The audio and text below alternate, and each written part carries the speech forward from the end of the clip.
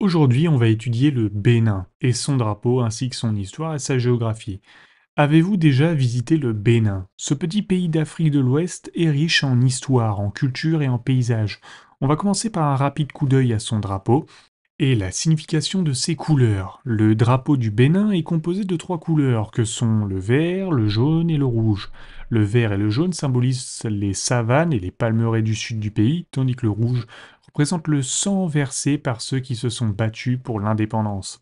Ces couleurs sont également celles du mouvement panafricaniste, rappelant l'unité et la fierté de l'identité africaine après la période coloniale.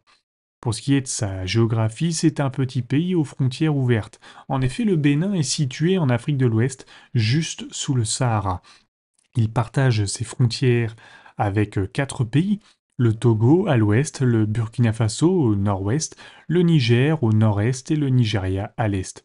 Au sud, le pays s'ouvre sur le golfe de Guinée. Bien que le Bénin soit assez étroit, sa forme, vue du ciel, est souvent comparée à une clé. La capitale officielle du pays est Porto Novo, mais la ville la plus grande et le centre administratif du pays est Cotonou, situé sur la côte sud. Le Bénin est divisé en 12 départements et 77 communes. Initialement, il n'y avait que 6 départements, mais en 1999, ces derniers ont été subdivisés. La plupart de la population vit à moins de 100 km de la côte, malgré une étendue côtière relativement courte de 120 km. Le Bénin partage également quelques zones frontalières particulières. Certaines villes, comme Ilara et Touandi, sont partagées entre le Bénin, le Nigeria et le Togo. Les frontières terrestres du pays sont souvent peu marquées, ce qui facilite les mouvements entre ces pays voisins. Cette proximité géographique a aussi créé quelques rivalités, notamment avec le Togo. Les reliefs du Bénin offrent une variété de paysages allant des plaines aux montagnes. Au sud, on trouve des côtes basses, des marais et des lagunes. En remontant vers le nord, le relief s'élève progressivement jusqu'à la chaîne montagneuse de l'Atakora, le long de la frontière nord-ouest avec le Togo. Le point culminant du pays est le mont Sokbaro, qui atteint 650 mètres d'altitude. On peut diviser le Bénin en quatre grandes zones géographiques. La côte sableuse du sud, les plateaux centraux parsemés de rivières et de vallées, les savanes du nord et la région montagneuse de l'Atakora. Le climat est également distinct entre le nord et le sud. Le sud est chaud et humide toute l'année, tandis que le nord, proche du Sahel, subit un climat plus sec. Le vent d'Harmattan, un souffle aride venu du Sahara, s'abat sur le nord pendant la saison sèche, laissant derrière lui un voile de poussière.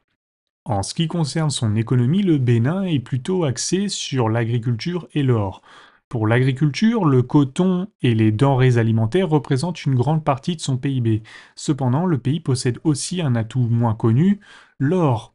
Les montagnes de l'Atakora, près des villes de Kwatena et Chantangu, abritent les plus grandes mines d'or du pays. Ces mines contribuent aujourd'hui à environ 20% des exportations béninoises. Pour sa population, avec près de 10 millions d'habitants, le Bénin présente une diversité ethnique fascinante. On y trouve 42 groupes ethniques, les plus importants étant les Fon, les Aja, les Yoruba, les Bariba, les Fula, les Otomali, les Kabi et les Dendi. Les Aja et les Fon ont joué un rôle majeur dans l'histoire de la traite transatlantique des esclaves, qui a vu de nombreux membres de ces communautés déportés vers les Amériques, notamment vers Haïti, où ils ont apporté le vaudou.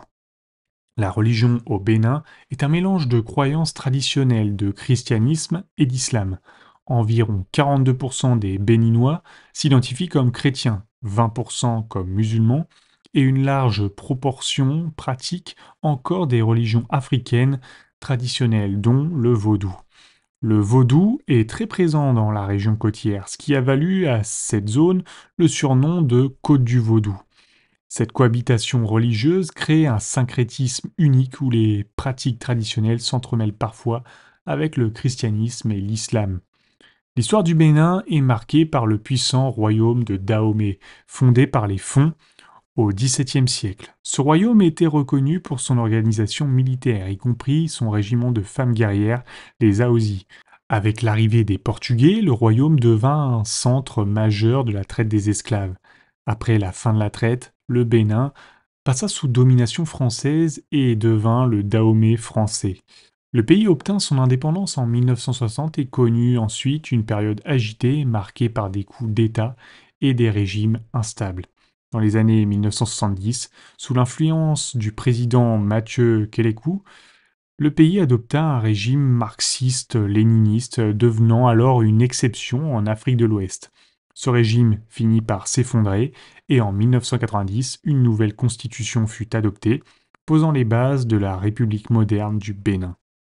Pour ce qui est de ses relations, le Bénin a des relations historiques avec le Portugal et la France.